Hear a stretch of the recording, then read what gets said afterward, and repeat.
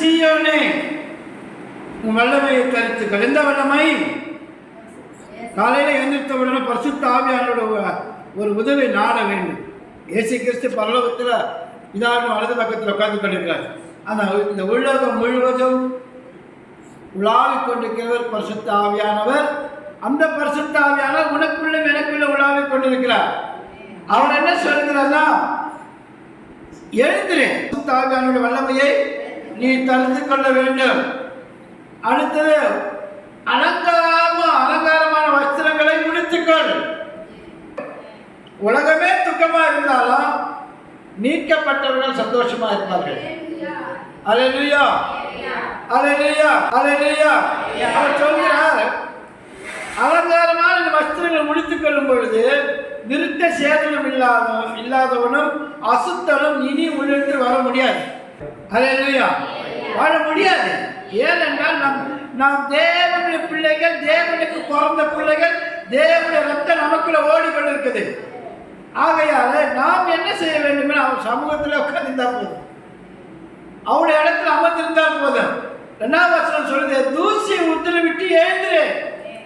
தூசி என்பது பலகீனம். நம்மளை பலகீனப்படுத்துகிற பாவங்கள், நம்மளை பலகீனப்படுத்துகிற கோபங்கள், நம்மளை பலகீனப்படுத்துகிற மூர்க்கத்தனமான காரியங்கள், அதெல்லாம் உதறி தள்ளிடு. உதறி என்ன பண்ண? தள்ளின்னு. நம்மளை யார் என்ன சொன்னாலும் அதையே நினச்சிக்கிட்டு என்ன பண்ண இருக்கக்கூடாது. அதெல்லாம் என்ன பண்ண? உதவிட்டு எழுந்துரு. காலத்தோடு நீ எழுந்திருக்கும் போது கர்த்தர் புதிய கிருபை உனக்கு கொடுக்கிறவராக இருக்கிறார். அல்லேலூயா. ஏசாயா 43ஆம் அதிகாரம் 18ஆம் வசனம் சொல்லுது, முந்தினவை நீ நினைக்க வேண்டாம், பூர்வமானதை சிந்திக்க வேண்டாம். முன்னால நடந்ததெல்லாம் நீ நினச்சிக்கிட்டே இருக்காத. முன்னால பேசினவங்களை குறித்து நினைக்காத, அதெல்லாம் மறந்துடு, சிந்திக்காத. அதெல்லாம் சிந்திக்க என்ன ஆகுதுன்னா, விசாரிச்சுட்டு ரொம்ப ஜாலியாக கூத்து போட்டுருப்பான், அவன் டான்ஸ் போட்டுப்பான். அதெல்லாம் மறந்துட்டு நீ கர்த்தரை துதிக்கும் பொழுது பரலோகமே சந்தோஷமா இருக்கும். பரலோகமும் சந்தோஷமா இருக்கும். நீ மகிழ்ந்து துதிக்கும் போது உங்களுடைய வீட்டாரும் சந்தோஷமா இருப்பார்கள். அல்லேலூயா. அதனால முகவாடலாய் பலகீனமா சோர்வா இருக்காதீங்க. சோர்வு இருந்தாலும் அப்படியே மனசுக்குள்ள கர்த்தர் நமக்குள்ள இருந்து என்ன பண்ண, ஒரு சந்தோஷமான ஒரு பாடலை பாடி நாம் கர்த்தர் ஆராதனை செய்யும் போது அவர் கர்த்தர் பெரிய காரியங்கள் செய்கிறவராக இருக்கிறார். அல்லேலூயா. ஏசாயா 56 7ஆம் வசனத்தை வாசிப்போம். அதில் சொல்லுது, என் ஜனங்களை ஜெப வீட்டில் கொண்டு வந்து அவர்களை நான் மகிழ பண்ணுவேன். ஏசாயா 56:7. நான் என் பரிசுத்த பர்வதத்துக்கு கொண்டு வந்தேன், என் ஜெப வீட்டிலே அவர்களை மகிழ பண்ணுவேன். ஜெப வீட்டிலே அவர்களை மகிழ பண்ணுவேன். அவர்களுடைய சர்வாங்க தகனங்களும் அவர்களுடைய பலிகளும் என் பலிபீடத்தின் மேல் அங்கீகரிக்கப்பட்டிருக்கும். அல்லேலூயா, அல்லேலூயா. ஆகையால் என்ன பண்ண, உங்களை எங்க மகிழ வைக்கிறாரு? ஜெப ஆலயத்துல மகிழ வைக்கிற இடமே இந்த இடம்தான். ஏன்னா இந்த இடத்துல இருந்துதான் தேவனுடைய வார்த்தை புறப்படுகிறது. புறப்பட்டு உங்க செவிக்குள்ள உள்ள நுழைந்து இருதயத்தில் பதியும் பொழுது இருதயத்தில் இருக்கிற வேதனைகள்லாம் எல்லாம் போய்கிறது. அல்லேலூயா. நீங்க துக்கமலத்தோடு வருவீங்க, ஆனா கர்த்தர் உங்கள் மகிழ்ச்சியா அனுப்பி வைப்பார். உங்களை மகிழ்ச்சியாக தான் அனுப்பி வைப்பார். நீங்க நினைக்கிற காரியங்களை நிச்சயமாக 100க்கு 100 நடக்கும் என்றால் அவருடைய ஜெப வீட்டுக்கு நீங்க வரும்போது உங்களை மகிழ வைப்பார். அல்லேலூயா, அல்லேலூயா. அந்த ஜெப வீட்டில் யார் வர்றார் என்றால் பரிசுத்த ஆவியானவர் வருகிறார். பிதாவாகிய தேவனுடைய கண்களை நம்மை பார்த்து கொண்டிருக்குது. இயேசு கிறிஸ்துவும் நம்மை கண்காணிக்கிறவராக இருக்கிறார். தேவ தூதர்களும் எல்லாம் இருக்கிறார்கள். அல்லேலூயா, அல்லேலூயா. அவருக்கு மறைவானது ஒன்றுமில்லை. அவருடைய வார்த்தையை கேட்கும் தான் ஜெப வீட்டுக்கு போகிறோம். ஜெப வீட்டுக்கு எதுக்கு போகிறோம்? ஆண்டவருடைய வார்த்தை. ஆனால் ஆண்டவரால் தெரிந்து கொள்ளப்பட்ட பிள்ளைகள் எத்தனை பேர்களோ அத்தனை பேர்கள் தேவனுடைய வீட்டுக்கு வரும்போது அவரை மகிழ வைப்பார். அல்லேலூயா. ஏசாயா 60ஆம் அதிகாரம் 1-2 வசனத்தை வாசிப்போம்.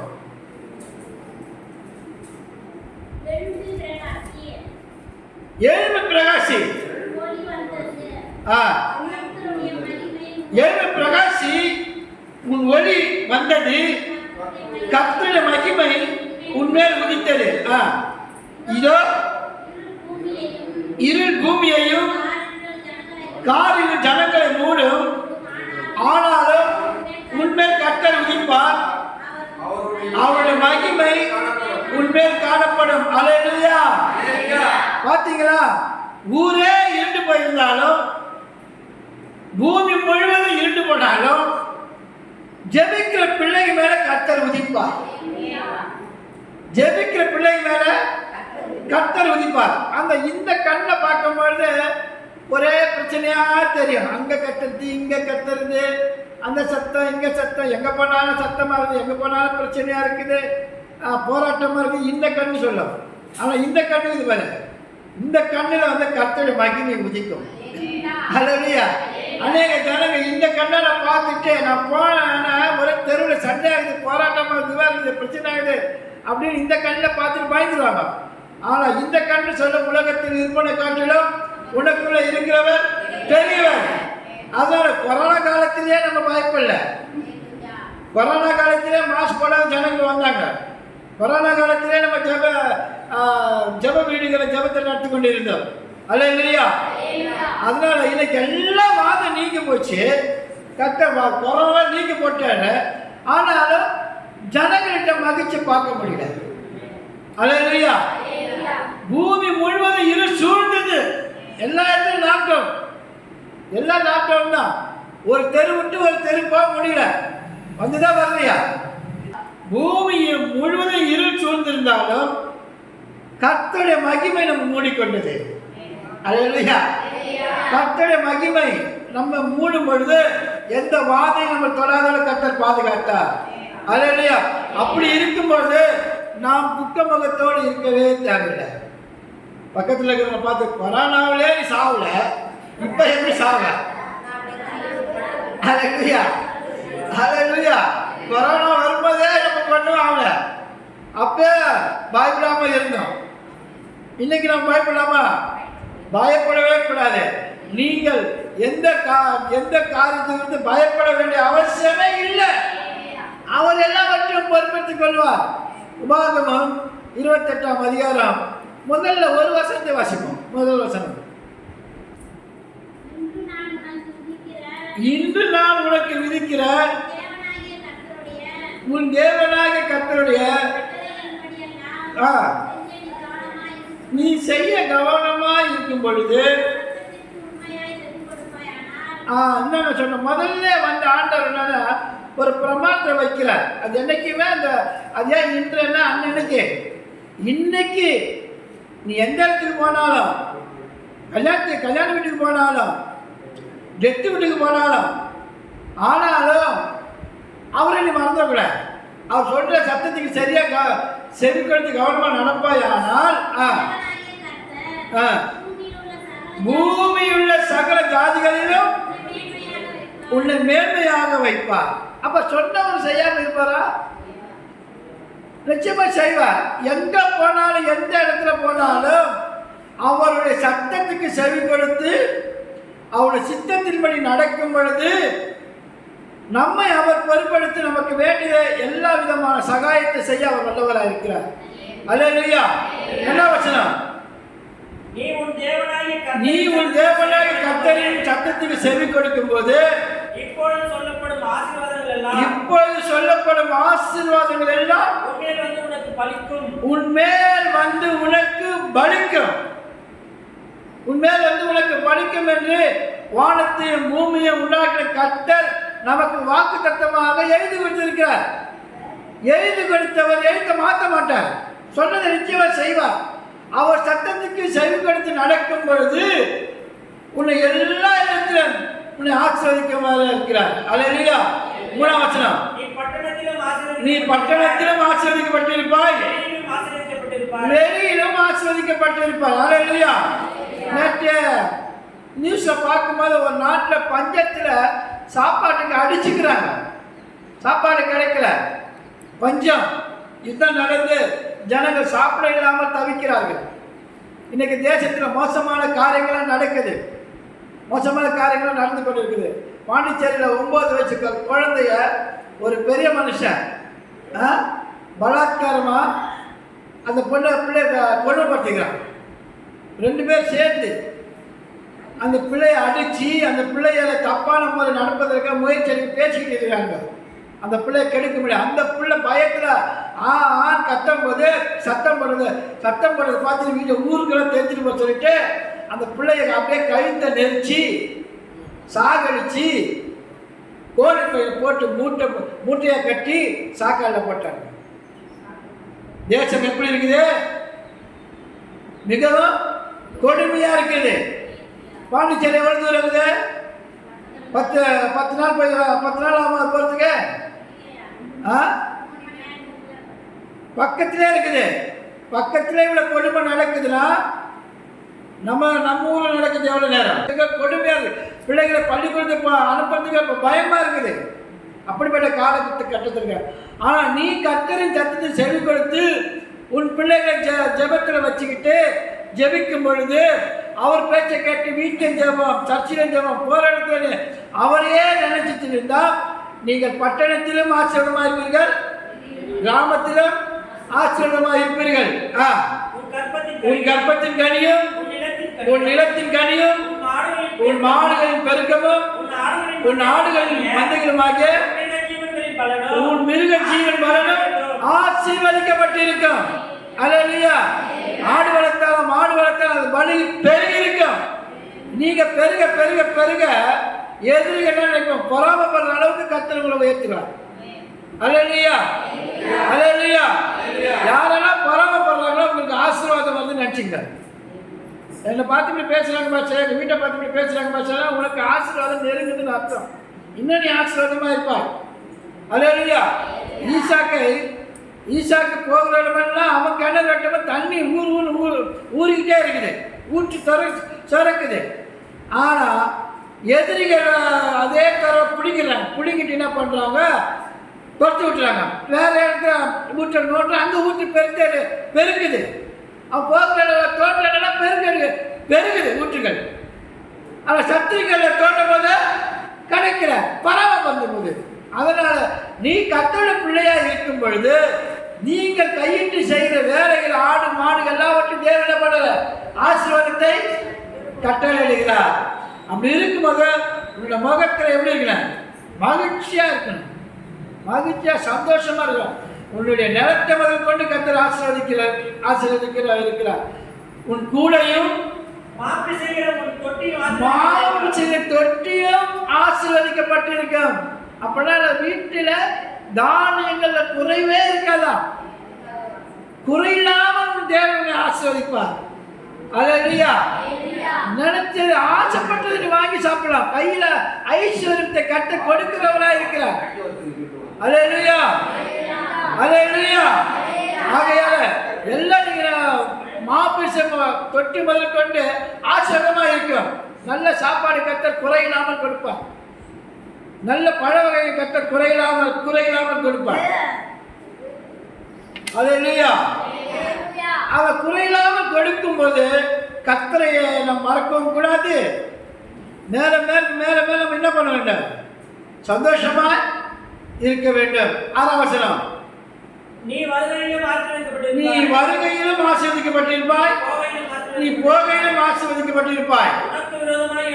உனக்கு விரோதமாய் எழும்பும் சத்துருக்களை கர்த்தர் உனக்கு முன்பாக முறியடிக்கும்படி ஒப்பு கொடுப்பார். ஒரு வழியா இவனுக்கு எதிராக புறப்பட்டு வருவார்கள், 7 வழியாய் உனக்கு முன்பாக ஓடி போவார்கள். உனக்கு 7 வழியாய் ஓடி போவார்கள். இதெல்லாம் எப்ப செய்தாருன்னா நீ எழுப்பி பிரகாசிக்கும் பொழுதுதான். தூசியை விட்டு எழுந்தாதான். எழுந்திருந்து கர்த்தர் சமூகத்தில் உன்னை உண்டாக்கின தேவனுக்கு முன்பாக ஜெபிக்கும் பொழுது, அவர்கிட்ட உள்ள வேதனை சொல்லும் பொழுது, இல்லை உனக்கு செய்த நன்மை நினைத்து பார்த்து நன்றி பலி செலுத்தும் பொழுது கர்த்தர் சத்துருக்களை மனங்கடிப்பார். அல்லேலூயா. அல்லேலூயா. நேற்றைய துயரமெல்லாம் இன்று மறைந்ததையா, நேற்றைய துயரமெல்லாம் இன்று வாழ்ந்ததையா, நிம்மதி பிறந்ததையா, அது நிரந்தரமானதையா, நிம்மதி பிறந்ததையா, அது நிரந்தரமானதையா. கோடி கோடி நன்றிகளி, கோடி கோடி நன்றிகளி, கோடி கோடி நன்றிகளி, நன்றி பலி நன்றி பலி, நல்லவரே உமக்குத்தான் அதிகாலை ஆனந்தமே, எங்க அப்பாவின் திருப்பாதமே, அதிகாலை ஆனந்தமே. அல்லேலூயா. அதுதான் ஆண்டவர் எதிர்பார்க்கிறார். ஒவ்வொரு நாளும் என்னுடைய பாதத்துக்கு வா. உனக்கு எந்த நேரம் ஃப்ரீயாக இருக்குதோ அந்த நேரத்துக்கு வா. அது காலை இருந்தாலும் பரவாயில்ல, பகலாக இருந்தாலும் பரவாயில்ல, இரவு இருந்தாலும் பரவாயில்ல. ஆனால் அவரோடு நீ என்ன பண்ண, உறவாடிக்கிட்டே இருக்கணும், அவர்கிட்ட பேசிக்கிட்டே இருக்கணும். நீ உறவாட தான். ஏன்னா தகப்பனும் பிள்ளையாக இருக்கிறீங்க, மணவாளனும் மணவாட்டியாக இருக்கிறீங்க. அந்த உறவை நினைச்சு நினைச்சு நினைச்சு கட்ட சமூகத்தை எழும்பும் பொழுது உன்னை கட்ட பிரகாசிக்க வைக்கிறான், கத்த பிரகாசிக்க வைக்கிறான். எது உன்னை பலகீனப்படுத்துதோ அந்த பலகீனத்திலிருந்து முதல்ல எழுந்துரு, பலகீனத்திலேருந்து எழுந்துரு. எந்த காரியம் உன்னை வாட்டி வதைக்குதோ அதுலேருந்து நீ எழும்ப முயற்சி எடு. அப்படியே மனசு கவலையோடு தூங்கி அப்படியே தலைமையில் கையை வச்சுட்டு சோற முகத்தை வாடலை வச்சிடாதீங்க. அப்படி காய்ச்சிட்டினா சாத்தா வந்து கேமரா எடுக்கும். இந்த முகம் வாடலாம், இதுதான் நமக்கு தேவை, இதுதான் நமக்கு தேவை. சோர்வாக இருக்குது, பரவாயில்ல, நல்லா 32 பல்ல காட்டினீங்க, சிரிச்சுட்டே இருந்தால் என்ன பண்ணிங்க, அவன் ஓடிடுவான். இதுப்பா இது ரொம்ப சந்தோஷமாக இருக்குதாங்க. அதனால் பக்கத்தில் இருக்கிற பார்த்து சந்தோஷமாக இருக்கு. அது இல்லையா, நேற்று தோயர் நேர்த்தியோடு போயிடுச்சு, நேற்று தோயர் நேர்த்தியே போயிடுச்சு, எல்லாம் மறைஞ்சு போச்சு. உனக்கு ஆண்டவர் செய்த எவ்வளோ நன்மைகள் இருக்குது, அதை நினச்சி பார்த்து நன்றி சொல்லும் பொழுது இன்னும் கொஞ்சம் நன்றி இருக்கிற அந்த பிரச்சனைலாம் கத்த தூக்கி எடுத்து போட்டுருவார். அல்லேலூயா, அல்லேலூயா. அதுக்கு அடுத்த வசனம் 8ஆம் வசனம், கர்த்தர் உன் களஞ்சியங்களிலும் நீ கையிலும் எல்லா வேலையிலும் உனக்கு ஆசீர்வாதம் கட்டளையிடுவார். உன் தேவனாகிய கர்த்தர் உனக்கு கொடுக்கும் தேசத்திலே உன்னை ஆசீர்வதிப்பார். நீ உன் தேவனாகிய கர்த்தரின் கட்டளைகளை கைக்கொண்டு அவர் வழிகளில் நீ நடக்கும் பொழுது கர்த்தர் உனக்கு ஆணையிட்டபடியே உன்னை தமக்கு பரிசுத்த ஜனமாக நிலைப்படுத்துவார். அப்பொழுது கர்த்தருடைய நாமம் தரிக்கப்பட்டது என்று பூமியின் ஜனங்கள் எல்லாம் கண்டு உனக்கு பயப்படுவார்கள். அல்லேலூயா, அல்லேலூயா. உன்னை கண்டு ஜனங்கள் பயப்படுற அளவுக்கு கர்த்தர் உன்னை உயர்த்துவார். அல்லேலூயா, அல்லேலூயா. அப்ப நீ உன்னுடைய களஞ்சியங்கள் ஆசீர்வதிப்பார். எந்த வேலை செஞ்சாலும் ஆசீர்வாதமா இருக்கும். அல்லேலூயா. அதனால கர்த்தர் அவர் நம்மளை ஆசீர்வதிக்குதே, அவருக்கு நமக்கு பிரியமா இருக்குது. இஸ்ரவேலை ஆசீர்வதிப்பதே தேவனுக்கு பிரியமா இருக்குது. அப்ப ஆசீர்வாதம் யார்கிட்ட எதிர்பார்க்கணும்? கர்த்தர்கிட்ட எதிர்பார்க்கணும், கர்த்தர்கிட்ட எதிர்பார்க்கணும். 121 சங்கீதம் 1ஆம் வசனத்தை வாசிப்போம். எனக்கு ஒத்தாசை வரும் பர்வதத்தை நோக்கி என் கண்களை நான் ஏறடிக்கும் போது வானத்தையும் பூமியையும் உண்டாக்கின கர்த்தரிடத்திலிருந்து எனக்கு ஒத்தாசை வரும். அல்லேலூயா. எனக்கு ஒத்தாசை வரும் பர்வதங்களுக்கு நேராக என் கண்களை ஏறெடுக்கிறேன். வானத்தையும் பூமியையும் உண்டாக்கின கர்த்தரிடத்திலிருந்து எனக்கு ஒத்தாசை வரும். அல்லேலூயா. அப்ப நம்ம எந்த நெருக்கடியில் இருக்கிறோமோ அந்த நெருக்கடியில உனக்கு பலன் எங்கிருந்து வரணும்? எங்கிருந்து வரணும்? வானத்திலிருந்து கர்த்தர் உதவி செய்வார். வானத்திலிருந்து என் பிள்ளை ஜெபம் பண்ணுது, பிள்ளை எதிர்பார்க்குது, பிள்ளை கேட்குது, என் மகள் கேட்குது, கண்ணீர் வலிக்குது, அழுவுது, வேதனைப்படுது. கர்த்தர் பார்த்த உடனே நம்மளை தூதுவர்கள் அனுப்பி மனுஷ கண்கள் யாரை எதை எப்படி செய்யணுமோ கர்த்தர் செய்ய வல்லவராக இருக்கிறார். அல்லேலூயா, அல்லேலூயா. அதனால உதவி எங்கிருந்து, இந்த தேவைகள் எங்கிருந்து வரணும்? எல்லாவற்றையும் கர்த்தரை தேடி நம்ம தேடும் பொழுது, கர்த்தரை சார்ந்து வாழும்போது, அது மனமகிழ்ச்சியா இருக்கும்போது, மனமகிழ்ச்சி தான் நல்ல மருந்து. அல்லேலூயா. மகிழ்ந்து களி கூறுங்கள். பாட்டு பாட, மகிழ்ந்து களி கூறு. மகனே பய வேண்டாம், கர்த்தர் நடுவில் இருக்கிறார், பெரிய காரியம் செய்வார். மகிழ்ந்து களி கூர்ந்தாதான். மகிழ்ந்து என்ன பண்ண? களி கூறணும். வீட்டில் களி கூற முடியாது தான். ஏன்னா வீட்டில் வந்து ரட்சிக்கப்பட்ட ஜனங்கள் இருக்கிறாங்க, மதுபானத்தில் மாடிங்க பிள்ளைகள் இருக்கிறாங்க, அங்கே களி கூற முடியாது.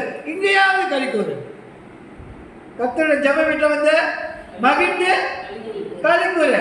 அப்போ ஜெப வீட்டை நீ மகிழ்ந்து களி கூறும் பொழுது கர்த்தர் பெரிய காரியங்களை செய்வார். அல்லேலூயா, அல்லேலூயா. லூக்கா சுவிசேஷம் 15ஆம் அதிகாரம் முதல்ல ஒரு 7ஆம் வசனத்தை வாசிப்போம். லூக்கா 15 முதல்ல 7. அதுபோல அவசியம் இல்லாத 99 நீதிமான்களை குறித்து சந்தோஷம் உண்டாகிறது பார்க்கிலும் ஒரே பாவி நிமித்தம், மனம் திரும்புகிற ஒரே பாவி நிமித்தம் பரலோகத்தில் மிகுந்த சந்தோஷம் உண்டாயிருக்கும் என்று சொல்லுகிறேன். சரி, இப்ப மனம் திரும்பிட்டீங்களா? மனம் திரும்பின எத்தனை பேர்? மனம் திரும்பினவர்கள். மனம் திரும்பினவர் மனம் திரும்பி ஒரே பாவி நிமித்தம் பரலோகமே சந்தோஷப்படுதான். பரலோகமே சந்தோஷப்படும் பொழுது பரலோகத்தை சந்தோஷப்பட வைக்கிறது யாரு? ஒரு பாவி மனம் திரும்பினா. ஒரு பாவி மனம் திரும்பினா பரலோகமே சந்தோஷப்படுதான். அப்ப பரலோகத்துக்கு சந்தோஷம் இல்லையா? ஒரு பாவி மனம் திரும்பினா பரலோகத்துக்கு சந்தோஷம் உண்டாகுதா? ஏன்னா கர்த்தர் உண்டாக்கின பிள்ளைகள், உருவாக்கின பிள்ளைகள் சாத்தான் கெடுத்து அழித்து நாசமாக்கி கொண்டிருக்கிறான். அதுல இருந்து அவனுடைய வலையில விடாதபடிக்கு கர்த்தருடைய வார்த்தை கேட்டு கீழ்ப்படிந்து வரும்போது அவன் மனம் திரும்பும்போது பரலோகம் மிகுந்த சந்தோஷமா இருக்குது. ஆனால் நீ மறுபடியும் பழைய காரியங்கள் நினைச்சுக்கிட்டு இருக்கிறது, பேசிக்கிட்டு இருக்கிறது, செயலை செஞ்சுக்கிட்டு இருந்தால் பரலோகம் துக்கப்படும். பரலோகம் துக்கப்பட்டா நம்ம எப்படி வாழ்க்கைய துக்கமா தான் இருக்கும். மனம் திரும்பினது எல்லாத்திலும் கரெக்டா மனம் திரும்பணும். எல்லாத்திலையும் கரெக்டா. வேறு நல்லா இருந்தா தான் மரம் நல்லா இருக்கும். வேறு நல்லா இருந்தா என்ன மரம் நல்லா இருக்கும். வேறே செத்து போச்சுன்னா மரம் எழுத முடியுமா?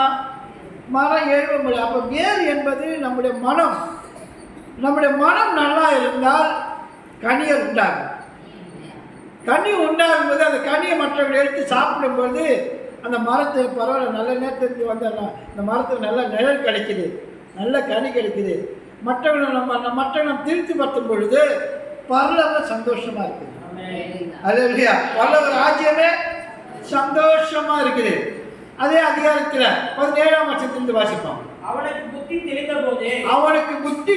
போது அவனின் தகப்பனுடைய கூலிக்காரர் எத்தனையோ பேருக்கு பூர்த்தியான சாப்பாடு இருக்கிறது, நானோ பசியினால் சாகிறேன். அந்த எழுந்து என்ற வார்த்தை தான் ரொம்ப முக்கியம். நீ எதுல விழுந்து கிடைக்கிறாயோ அது வந்து எழுந்து, எதுல விழுந்துக்கிறாயோ அதில் எழுந்து. கர்த்தரோட பேசுவார். இதில் நான் விழுந்திருக்கிறேன், என் கண்ணுக்கு தெரியாது, கர்த்தர் கண்ணுக்கு தெரியும். ஆனால் உனக்கு தெரியும் நான் எதில் பலகீனமாக இருக்கிறேன். பக்கத்தில் இருக்கிறவங்க பார்த்து சொல்லு, நீ எதில் பலகீனமாக இருக்கிறியோ அதில் எழுந்து. அல்லேலூயா, அல்லேலூயா.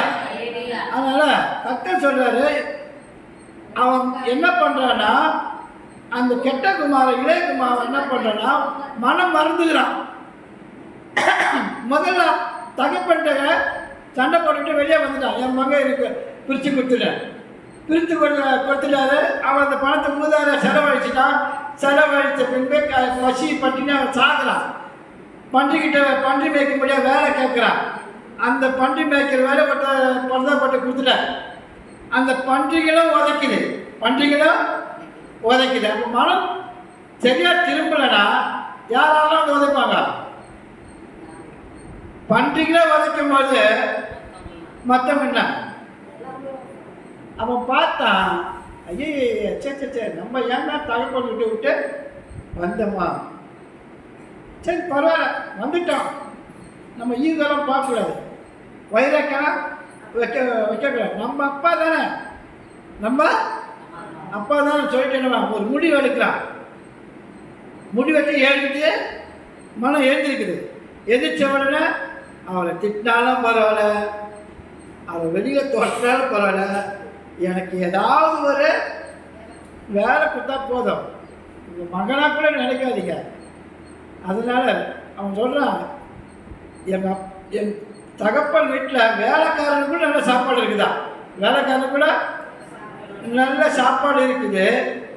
ஆனால் இங்கே அவர் விட்டுட்டு வந்ததுனால மிகவும் மோசமான வழியில் போய்கிட்டே இருக்கிறார். இனிமேல் நம்ம இந்த ஈகோ வைராக்கியம் வைக்கக்கூடாது. சேர வேண்டிய இடத்துல சேர்ந்துருங்க. பக்கத்தில் பார்த்து சொல்லி சேர வேண்டிய இடத்துல சேர்ந்துரு. வைராக்கியம் வச்சிருக்காரு. அல்லேலூயா. எங்கெங்க சமாதானம் இல்லாமல் இருக்கிறீங்களோ அதெல்லாம் போய் என்ன பண்ண சேர்ந்து. இன்னும் பர்சன் திடீர்னு இப்படி சொல்றீங்க, அவங்க என்ன போன மறைக்கிறாங்க, இது பண்ண. அது வரைக்கும் ஜெபம் பண்ணு. அது வரைக்கும் ஜெபம் செய்ய, கர்த்தரை சேர்த்து வைப்பார்.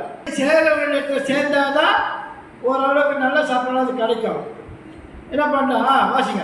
நான் எழுதி என் தகப்பனிடத்திற்கு போய், தகப்பனே வரத்துக்கு விரோதமாகவும் உமக்கு முன்பாகவும் பாவம் செய்தேன். இனிமேல் உம்முடைய குமாரன் என்று சொல்லப்படுவதற்கு நான் பாத்திரன் அல்ல. உம்முடைய கூலிக்காரரில் ஒருவனாக என்னை வைத்துக் கொள்ளும் என்பேன் என்று சொல்லி எழுந்து புறப்பட்டு என் தகப்பனிடத்தில் வந்துட்டானா. இப்போ எங்கே வரணும்? தகப்பன்ட்ட வந்துட்டான்.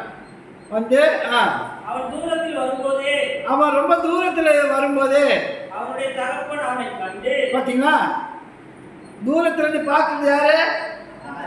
அப்பங்காரன். அந்த அப்பங்காரனும் தாய்க்காரங்க தான் பிள்ளை எப்போ வரும்னு சொல்லிட்டு என்ன பண்ணாங்க, எட்டி பார்த்துட்டே இருப்பாங்க. இன்றைக்கி அது ஒரு நாளைக்கு ஒரு மாதிரி திட்டோமா, பேசிட்டோமா, தொடுத்துட்டு போயிட்டோமா, அவன் என்ன வருவானா எட்டி தேடி பார்த்துட்டே இருப்பாங்க. அது மாதிரி தகப்பன் வந்து என்ன போனான்னு, அவன் இருக்கிறானா, என்ன பண்ணுறான், எங்கே போகிறான், என்ன பண்ணான் தெரியல. தகப்பனுக்கு டெய்லி இதே ஒரு நினைப்பு. அவரும் என்ன பண்ண எட்டி பார்த்துட்டே இருக்கிறார். தூரத்தில் வரும்போதே அவருடைய தகப்பன் அவனை கண்டு ஃபர்ஸ்ட் என்ன பண்ணுறாரு? ஃபர்ஸ்ட் பூமியில் அந்த மாதிரி அப்பா அம்மா இருக்க மாட்டாங்க, ஒருத்தர் கூட இருக்க மாட்டார். பூமியில் என்ன பண்ண தெரியுமா, அவன் செஞ்ச கொடுமைக்கு இந்த மாதிரி கோலத்தில் வரும்போது ஏன்டா அவனுக்கு தேவை, அவனுக்கு இதெல்லாம் தலையெழுத்து, அவனுக்கு இருக்கிறதெல்லாம் எல்லாம் தொலைச்சிட்டு வந்து நிற்கிறிய அப்படின்னு சொல்லி தான் இப்போ பூமிக்குரிய தாய் தகப்பன் கேட்பாங்க, மனு தருவாங்க. அப்புறமேல் தான் மனு தருவாங்க. அவன் நடக்கிற காரியங்களாம் சொல்லும்போது தான் அவர் இந்த தகப்பன் உடனே மனு தருகிறார். இந்த தகப்பன் உடனே மனதுருகி ஓடி அவன் கழுத்தை கட்டிக்கொண்டு அவனை கோலத்தை பார்த்தாரா. அவன் எந்த நேரம் போறான்? பிச்சைக்காரனை விட ஒரு மோசமான நிலை இருக்கான். பிச்சைக்காரனுக்கு நல்ல சாப்பாடு கிடைக்குது, உனக்கு அது கூட கிடைக்கல. அதனால ரொம்ப மோசமான நிலையில் வந்துக்கிற என்ன பண்ண தப்பு என்ன பண்ணாரு? அவரோட விட எப்படி இருக்கா? தகப்பனோட விட நல்ல வெள்ளைஞ்சாலுமே இருப்பார். ஏன்னா அவர்கிட்ட வேலைக்காரங்க அவரோட வேலைக்காரங்க இருக்கும் பொழுது ராஜா எப்படி இருப்பார்? நல்ல உடையோடு தான் இருப்பார். தள்ளு இப்போ குச்சிடப்பா துணி ஒரு வேஷம் முகத்தை ஒரு வேஷம் போ முடிய வேட்டா போய் இப்போ ஷேரிங் பண்ண போய் அப்படி என்ன பண்ணாங்க கொள்ளாதவங்க கொஞ்சம் தள்ளி வைப்பாங்க. ஆனால் இந்த தகப்ப என்ன பண்ண அப்படியே நீ அழுக்கோட வா, நீ நாட்டத்தோட வா, குளிக்காம கொள்ளாம வா. இதான் தேவ அன்பு. அல்லேலூயா. சரியான மனம் திரும்புதல் இருந்தால் கட்டி அணைச்சிக்குவாங்க. கட்டி இல்லை கொஞ்சம் லஞ்சம் மனம் திரும்பி கொஞ்சம் மனம் திரும்பாமல் இருந்தால் அவன் கொஞ்சம் தள்ளி தான் நிற்க வைப்பார். அவன் கரெக்டாக மனம் திரும்பிட்டான். மனம் திரும்பின உடனே கட்டி அணைச்சிட்டான். அவன் வேஷம் போகிற மாதிரி இல்லை. அவன் வந்து நான் கட்டி அணைச்ச உடனே என்ன சொல்கிறான்?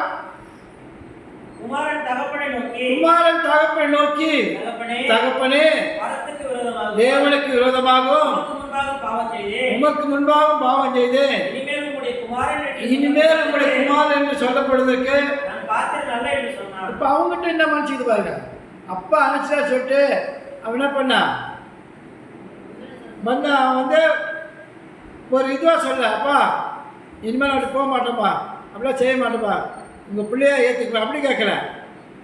அப்பா உமக்கு விரோதமாக கடவுளுக்கு விரோதமாக பாவம் செஞ்சுட்டேன், உங்கள் பேர் சொல்கிறதுக்கு எனக்கு தகுதி கிடையாது, எனக்கு ஒரு வேலை போட்டு கொடுத்தா போதும்.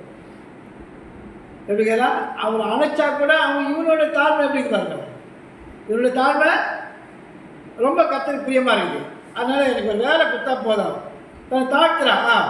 அப்போ தகப்பன் தன் ஊழியக்காரனுக்கு நீங்கள் உயர்ந்த வஸ்திரத்தை கொண்டு வந்து இவனுக்கு உடுத்தி பார்த்தீங்கன்னா முதல்ல எது போறாரு? முதல்ல உயர்ந்த வஸ்திரம். மனம் திரும்பிட்டா என்ன வருது? உயர்ந்த ராஜா வீட்டுக்குள்ள ராஜ வஸ்திரம். அல்லேலூயா. இந்த ராஜ வஸ்திரம் தான் ரட்சிப்பின் வஸ்திரம். அல்லேலூயா. நம்ம ரட்சிக்கப்பட்ட பிள்ளைகள் ரட்சிப்பின் வஸ்திரத்தை உடுத்தும் போது கர்த்தர் இன்னும் கொஞ்சம் என்ன பண்றாரு? மோதிரத்தை போற முத்திரையின் மோதிரத்தையும் போடுங்கள். யார் போடுறா? வேலைக்காரங்க போடுறாங்கல்லாம். அப்பா சொல்லிட்டார், ராஜா சொல்லிட்டார். அல்லேலூயா. அப்புறம் கொழுத்த கன்றை கொண்டு வந்து அடியுங்கள், நாம் புசித்து சந்தோஷமாய் இருப்போம்.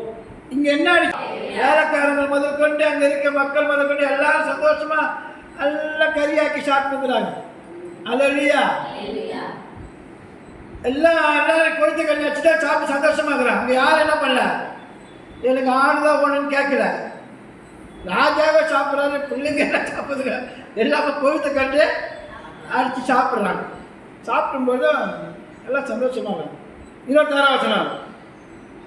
ஊழியக்காரர் ஒருவனை அழைத்து இது என்ன விசாரித்தார்? 25 பண்ணுவேன். இதெல்லாம் கேள்விப்பட்டு மூத்த குமாரன் வரா.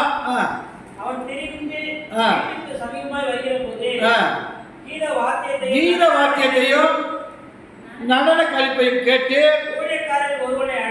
ஊழியக்காரன் ஒருவனை அழைத்து இது என்ன விசாரித்தான்?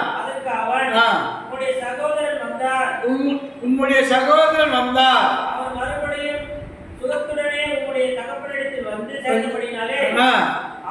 அவருக்காக கொழுத்த கன்றை அனுப்பித்தார் என்றான்.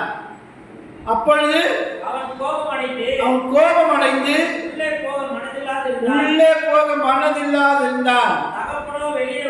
தகப்பனோ வெளியே வந்து இன்னும் எப்படி ஆயிப்போச்சு? எது கெட்டு போச்சு, எது நல்லதாயிடுச்சு?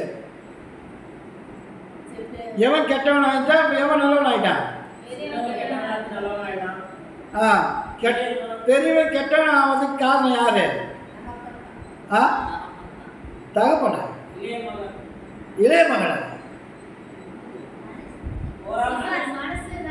அவனை கெட்டவன் ஆயிட்டான்.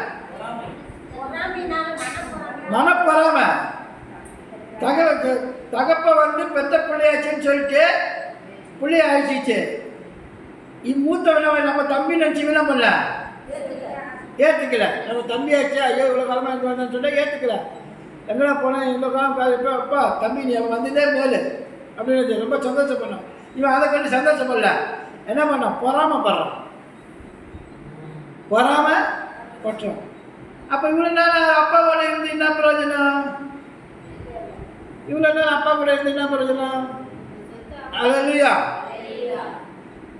ஏற்றுக்கொள்ள அவங்க அப்பாவை எங்கிறாரு, அவன் கோபம் அடைகிறான்.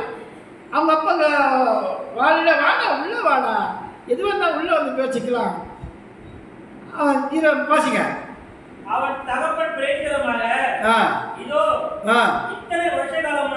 இத்தனை வருஷ காலமாய் நான் உனக்கு ஊழியம் செய்து ஒரு காலம் உங்களுடைய கற்பனை மீறாதிருந்து என் சிநேகிதரோட நான் சந்தோஷமாய் இருக்கும்படி நீ ஒரு காலமும் எனக்கு ஒரு ஆட்டுக்குட்டியை யாவது கொடுக்கவில்லை. வேசிகளிடத்தில் உங்களுடைய ஆஸ்தியை அழித்து போட்ட உங்களுடைய குமாரனாக இவன் வந்தவுடனே கொடுத்த கன்றை ஒழுங்காக அனுப்பித்தீரே என்றான்.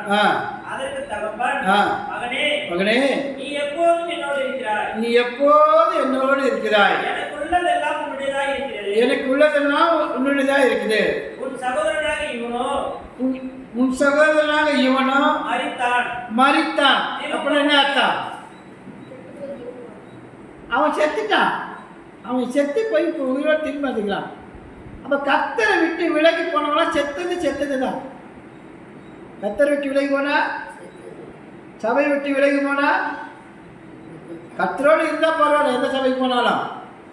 மறியும் பழைய மாதிரியே இருந்துக்கிட்டு புரஜாதிகளை போல அதே கோபம், அதே எரிச்சல், அதே பொறாமை வச்சுக்கிட்டு இருந்தினா நீ சபைக்கு வந்து கூட என்ன பண்ண அதே மாதிரி இருக்கிறாங்க இன்னைக்கு மக்கள். அப்போ நீ செத்துட்டேன்னு அர்த்தம். செத்து போனக்கிட்ட நான் பேச முடியுமா? அண்ணகாரன் செத்துட்டான். ஏன் செத்துட்டா? பொறாமை வந்துச்சு, எரிச்சல் வந்து போச்சு. நம்ம தம்பி தான் சொல்லி ஏற்றுக்கொள்ள மனம் இல்லை. நீ ஏற்றுக்கொள்ள மனம் இல்லாம செத்துக்கிட்டே இருக்குது, உயிர் ஊசலாடிட்டு இருக்குது. அப்போ அப்பா சொல்றாரு, தகப்பனே நீ எப்போதும் என் கூட இருக்குது, எனக்கு உரியது எல்லாமே உனக்கு தானடா. அப்படின்னா என்ன அர்த்தம்? சொத்து அப்பா பேர்ல இருக்குது. இப்போ ஒரு பாகத்தை வாங்கி போயிட்டான். இப்போ மிச்சம் எத்தனை பாகம் இருக்குது? 3 பாகம் இருக்கான். ஒருத்த வாங்கி போட்டா இன்னொருத்த 2 பாகம் இருக்கான். அப்பாவுக்கு ஒரு பாகம் இருக்குல்ல? ஆமா. அதனால அப்பா என்னதுல என்னுடையது எல்லாம் உன்னுடைய தானடா. அப்ப இவன் என்ன நினைச்சுனா, தம்பிக்காரன் வரக்கூடாது, அவன் போனவனே இருக்கிட்டான். அப்பா கூடவே நம்ம இருந்துக்கிட்டு, அப்பாவுக்கு சோறாக்கி போட்டுக்கிட்டு, அப்பாவுக்கு துணி தச்சு போட்டுக்கிட்டு, அப்பாவுக்கு என்ன பண்ண கஞ்சி வச்சு ஊற்றிக்கிட்டு, அப்பாவுக்கு செய்ய வேண்டிய செஞ்சு அவன் மண்டையை போட்டான்னா அதையும் நம்ம வாங்கிக்கலாம். அவன் அந்த எண்ணத்தோடு இருக்கிறான். அல்லேலூயா. அப்படியும் வாங்கிக்கலாம். ஒருவேளை இந்த மாதிரி எண்ணத்தோடு தான் சொல்லுதுதான். ஒருவேளை இவன் இந்த மாதிரி எண்ணத்தோடு இருக்குதான்னு நினச்சிட்டு ஆண்டவர் என்ன பண்ணுறாரு, அவனை மறந்து போயிட்டார். போனதை வந்துச்சுன்னு சொல்லிட்டு என்ன பண்ணிட்டார்? சந்தோஷமா இருந்தவன் துக்கமாயிட்டான். அல்லேலூயா. அதே போலதான் ரட்சிக்கப்பட்டவர்கள் ஒவ்வொரு நாளும் கர்த்தருக்குள் வாழும்படியாக முடிவெடுக்கும் பொழுது தகப்பனுக்குரிய காரிய ஆசீர்வாதம் நமக்கு உண்டு. அல்லேலூயா. உன்னை ஆசீர்வதிக்காமல் தேவனுக்கு பிறந்த பிள்ளையா இருக்கிறதுனால உன்னை ஆசீர்வதிக்காம அவர் யார் ஆசீர்வதிக்க போறா? அல்லேலூயா. புரிஞ்சுதுன்னா புரியல? நீ சரியா மனம் திரும்பி எல்லா காரியத்திலும் உன்னை உருவாக்கினவர், ரட்சித்தவர், அவர்களுக்கு உண்மையான தகப்பன் ஆயிட்டார். உண்மையான தகப்பன் ஆன பிறகு எதை கேட்டாலும் யார்கிட்ட கேட்கணும்? அவர்கிட்டே நீ முறையிடும் பொழுது ஒரு நாள் கைவிட மாட்டார். உங்க துக்கமெல்லாம் சந்தோஷமா மாத்திட்டார். அவன் பண்ணிக்கிட்டு போய் படாத பாடுபட்டு பயங்கர துக்கமாக இருந்தான், பயங்கர வேதனைப்பட்டான். மறுபடியும் மன்னிப்பு கேட்டு, அப்பா கிட்ட மன்னிப்பு கேட்டு அவன் மனம் திரும்புவது. அப்பா என்ன பண்ணல, ஈகலாம் பார்க்கல, எதுவுமே பார்க்கல, அவன் கேட்காததுக்கு முன்னாடியே மோதிரம், பாதரட்சை, வஸ்திரம், மாட்டுக்கறி பிரியாணி அல்லேலூயா, அல்லேலூயா. நல்லா சந்தோஷப்பட்டு வச்சாங்க. ஒரு பாவி மனம் திரும்பினா பரலவரே சந்தோஷமா இருக்கு. அதே போல இங்க வந்திருக்கிறவங்களுக்கும் செல்லாம் சரியாக நீங்கள் மனம் திரும்புவது பரலோகமே சந்தோஷப்படும். பரலோகம் சந்தோஷப்பட்டா குடும்பமே சந்தோஷமா இருக்கும். அல்லேலூயா. நான் கண்களை முடிச்சோம். சோத்தரிக்க மாட்டேன், சோத்தரிக்கிறோம். வானத்தையும் பூமியை உண்டாக்கின சர்வ வளமுள்ள தேவனாய் கர்த்தாவே, நாங்கள் உங்களை நோக்கி பார்க்கிறோம். உங்களை நோக்கி பார்க்க பிள்ளைகளை, உமக்கு உகந்த பிள்ளைகளை, நேற்று இருந்த துயரம் இனி வரக்கூடாது, நேற்று இருந்த தரத்தை இனி வரக்கூடாது, நேற்று இருந்த பலவீனம் இன்னைக்கு வரக்கூடாது, நேற்று இருந்த வறுமை இன்னைக்கு வரக்கூடாது. இவர்கள் போகும்போதே வருகையிலும் போகையிலும் ஆசீர்வாதமாக இருப்பது வாக்கு கொடுத்த கர்த்தர் இவர்கள் எல்லாவற்றிலும் ஆசீர்வாதமாக இருக்க முடியாத ஏசு கிறிஸ்து நாமத்தினால கட்டளையிடும்பா. ஜெபத்துக்கு வர பிள்ளைகளை ஆசீர்வதியும் தகப்பனே. அவர்கள் வீடுகள் எல்லாம் மனமகிழ்ச்சியா இருக்கணும். ஆடு மாடு எல்லாம் பெருகெடுத்து வளர்த்து ஆசீர்வாதமா இருக்கணும்பா. கர்ப்பத்தின் கனிகள் எல்லாம் ஆசீர்வாதமா இருக்கணும்பா. களஞ்சியங்கள்லாம் நிரப்பட்ட மாட்டாரு, எல்லாவற்றையும் நிரப்ப நான் வல்லவரா இருக்கேன். நீ எழுப்பு, தூசியை விட்டு உதறி எழுந்துரு. நீ எழுப்பி பிரகாசிக்கும் போது கர்த்தருடைய மகிமை உன் மேல் உதிக்கும். கர்த்தருடைய பிள்ளையா இருப்பதனால பூமியே காரில் மூடிக்கொண்டிருந்தாலும் உண்மையில் கர்த்தருடைய வெளிச்சம் உதிக்கும். கர்த்தர் உங்களை ஆசீர்வதிப்பாராக.